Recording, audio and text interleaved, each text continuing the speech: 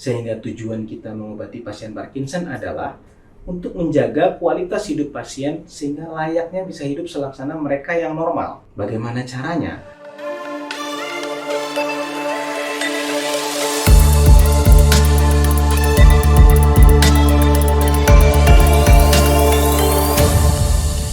Halo sahabat Siloam, selamat datang kembali di channel YouTube Siloam Hospitals. Saya Dr. Rezi, saya dokter spesialis neurologi, spesialis saraf. Pada kesempatan kali ini kita akan ngobrol-ngobrol mengenai penyakit Parkinson. Penyakit Parkinson adalah penyakit yang sudah lama ada dan biasanya mengenai mereka yang usianya lebih dari 60 tahun. Tapi bukan berarti mereka yang kurang dari 60 tahun bisa tidak terkena. Siapapun bisa terkena penyakit Parkinson, tapi bukan berarti tidak bisa diobati, bukan berarti tidak bisa ditangani. Pertanyaan yang paling sering saya terima adalah, apa sih penyakit Parkinson? Nah, Parkinson adalah suatu penyakit neurodegeneratif. Maksudnya, terjadi penurunan fungsi. Dalam hal ini adalah berkurangnya fungsi otak dalam mengontrol gerakan pasien. Sehingga pasien akan mengalami kesulitan dalam menggerakkan anggota tubuhnya atau mempertahankan posisi tubuhnya, atau pasien akan mengalami kesulitan untuk menghentikan gerakan tertentu. Apa saja penyebab penyakit Parkinson? Pada intinya hanya ada dua. Yang pertama adalah Parkinson idiopatik, yang kedua adalah Parkinson simptomatik atau Parkinsonisme. Nah, Parkinson idiopatik adalah kita tidak pernah mendapatkan penyebabnya. Sedangkan kalau Parkinson simptomatik itu biasanya disebabkan karena pernah terjadi stroke, atau pasien dengan sakit diabetes atau sakit gula, atau pasien dengan gangguan darah tinggi, atau mereka yang memang ada tumor. Bagaimana cara membedakan dan bagaimana cara mengetahuinya? Saya sarankan untuk konsultasi dengan mereka yang memang ahli, sehingga bisa diketahui dengan pasti penyebabnya. Apa saja gejala penyakit Parkinson? Dalam mendiagnosis penyakit Parkinson, kita mengenal akronim TRAP, T-R-A-P. Terdiri dari apa saja? T-nya itu tremor, atau gerakan di mana seperti kelihatan tangan ini bergetar. Tapi tidak hanya tangan, bisa wajah, bisa dagu, bisa kaki, bisa perut, tapi paling sering memang terlihat di tangan. Dan tremornya Parkinson itu khas, di mana kita sebut pill rolling. Jadi kita akan lihat gerakan di mana seperti jari ini mengulung atau menggulung pil. Itu tremor khas Parkinson. Dan tremornya halus, 4-6 kali. Kadang-kadang mata biasa tidak melihatnya. Setelah T, huruf berikutnya adalah R, adalah rigiditas, di mana kita melihat pasien Parkinson menjadi lebih kaku. Kita pada mereka yang normal itu bisa bergerak bebas, bisa menggerakkan sendi dengan leluasa. Tapi pada pasien Parkinson mereka akan kesulitan untuk menggerakkan, misalnya menekuk tangannya, membuka mulutnya, membuka matanya. Sehingga nanti akan timbul, oh kok dia susah bicara.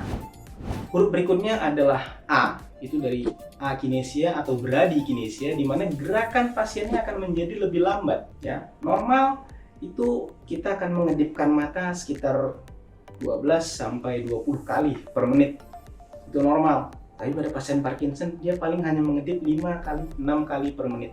Mereka yang tidak terlatih mungkin tidak akan mengenali gejala ini. Itu hanya salah satu contoh. Tapi bisa juga akinesia dalam bentuk gerakan tangannya jadi lebih lambat. Di mana pada pasien Parkinson biasanya kalau dia berjalan tangannya tidak mengayun.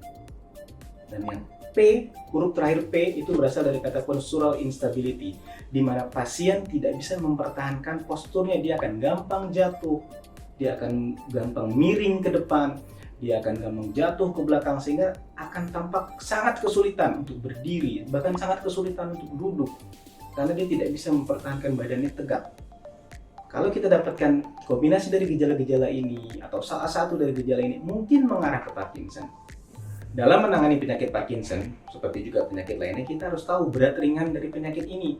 Penyakit Parkinson sendiri terbagi atas stadium ringan, sedang, dan berat. Mild, moderate, and severe. Pada saat ringan, biasanya kita mendapatkan gejala yang masih tahap awal. Paling sering kita dapatkan adanya postural instability, di mana keluhan awalnya biasanya hanya pasien merasa tidak seimbang, pasien gampang jatuh, atau hanya keluhan nyeri pinggang karena pasien bolak-balik cenderung condong ke depan sehingga dia menjaga biar badannya tidak jatuh.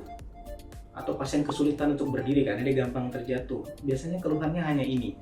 Sehingga pasien ataupun keluarga pasien ataupun siapapun caregivernya tidak bisa atau tidak mengenali secara langsung.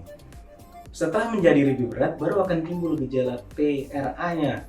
Setelah menjadi moderate, dia akan timbul tuh tremornya. Maka pasien biasanya akan mengeluhkan, atau keluarga pasien, iya, tangan bapak kok gemeter terus ya, tangan bapak kok nggak bisa diem ya, gitu loh. Atau setelah lebih lambat nanti akan timbul rigiditas, iya dok, jalannya jadi lebih lambat bapaknya. Atau akan timbul keluhan seperti misalnya, dok sekarang kalau misalnya makan susah, karena dia akan sulit untuk menelan. Atau kadang-kadang yang sering dikeluhkan ke saya, dok, bapak belakangan ini dari sudut mulutnya kok air liurnya keluar terus, ya. Dan ini akan terjadi dalam graduasi yang makin lama makin berat.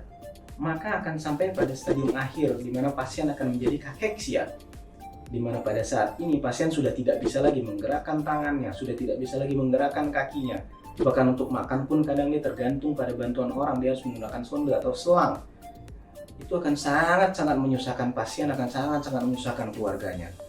Apakah Parkinson bisa ditangani? Apakah Parkinson bisa diobati? Jawabannya bisa. Cuman berita buruknya adalah Parkinson termasuk dalam penyakit neurodegeneratif, di mana sampai saat ini belum bisa didapatkan obat yang bisa menangani secara total. Sehingga tujuan kita mengobati pasien Parkinson adalah untuk menjaga kualitas hidup pasien sehingga layaknya bisa hidup selaksana mereka yang normal. Bagaimana caranya? Ya pasiennya harus kontrol teratur, pasiennya harus minum obat teratur. Obat-obatnya macam-macam. Mulai dari mereka yang menggunakan levodopa, atau mereka yang menggunakan pembantu dopa, atau menggunakan golongan benserazid, atau bahkan sekarang sudah ada obat golongan terbaru di mana pasien tidak perlu minum obat kok, hanya cukup ditempel aja di dadanya seperti koyak. Sudah ada seperti itu. Kemudian kalau masih kurang, kita bisa lakukan fisioterapi. Pasien kita latih lagi berjalan, pasien kita latih lagi berdiri, pasien kita latih lagi untuk menelan, untuk makan, bisa. Semua kita lakukan agar pada ujung-ujungnya pasien tidak sampai ke dalam kondisi yang terberat. Dan terakhir, pasien keluarganya harus mengikut sertakan pasien dalam pengobatannya. Tidak bisa hanya, aduh bapaknya nggak mau diajak, bapaknya nggak bisa dibawa. Enggak, pasiennya harus datang karena kita harus lihat, kita harus periksa, dan kita harus tanya ke pasiennya, bapak sudah cukup belum? Bapak bisa makan dengan baik belum? Bapak, apakah ini cukup atau bapak mau lebih baik lagi dari ini? Itu kita harus tanyakan dan kita harus pastikan. Dan terakhir, apabila sudah dilakukan pengobatan, sudah dilakukan fisioterapi masih kurang membantu, sudah bisa dilakukan operasi. Ada beberapa tindakan pembedahan di mana gejala penyakit Parkinson bisa ditangani. Ada pertanyaan yang sering ditanyakan oleh pasien dan keluarganya ke saya, bisa nggak sih penyakit Parkinson dicegah? Ada faktor genetik yang membuat penyakit Parkinson bisa diturunkan dari orang tua ke anaknya. Tapi bukan berarti kita pasti kena, nggak juga. Beberapa pasien saya, dan saya yakin juga dokter saraf lain seperti itu, walaupun orang tuanya Parkinson, anaknya tidak kena juga. Kalau memang ada hubungan genetik, saran saya silakan konsultasi lebih rutin. Itu apabila ada genetik. Tapi apabila tidak ada genetik, apakah Parkinson bisa dicegah? Parkinson murni belum ada pencegahan. Tapi kalau Parkinsonisme, misalnya setelah terjadinya stroke, setelah terjadinya darah tinggi, atau misalnya ada setelah terjadinya diabetes, maka pencegahannya adalah hiduplah yang sehat. Jaga jantungnya, jaga gulanya, jaga tensinya, sehingga otaknya akan jadi lebih sehat dalam waktu yang lebih lama. Situlah cara kita mencegah penyakit Parkinson. Sekian dari saya, sampai berjumpa di episode selanjutnya. Apabila memang ada pertanyaan atau keluhan, silakan datang dan konsultasikan ke kami. Jangan lupa subscribe ke YouTube channel Siloam Hospitals, klik like, tanda loncengnya diklik, dan salam sehat.